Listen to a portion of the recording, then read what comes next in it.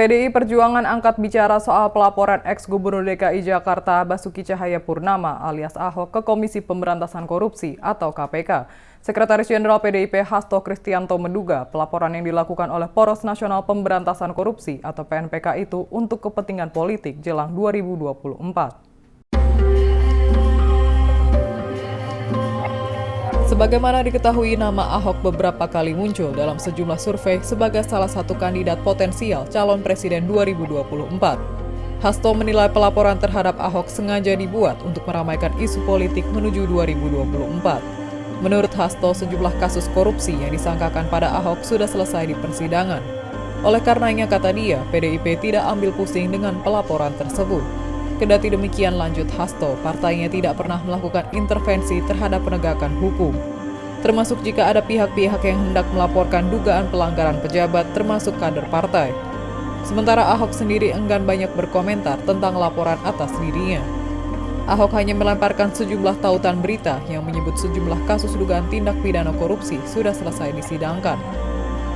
Terkait kasus pembelian lahan rumah sakit Sumber Waras tahun 2016 misalnya, Ahok menilai KPK pada era kepemimpinan Agus Raharjo kala itu telah memastikan bahwa tidak ada perbuatan melawan hukum atas kasus tersebut.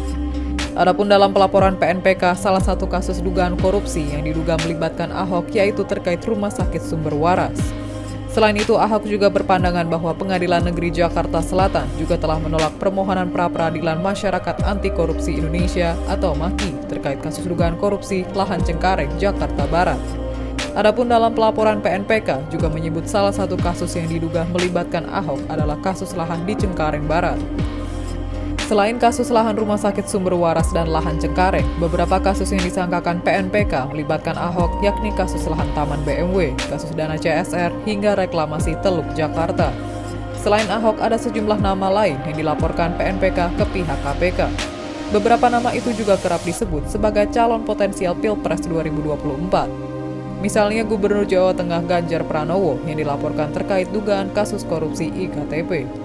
Kemudian Gubernur DKI Jakarta Anies Baswedan yang dilaporkan untuk kasus Formula E. Hingga Menteri BUMN Erick Thohir yang dilaporkan terkait tes polymerase chain reaction atau PCR COVID-19.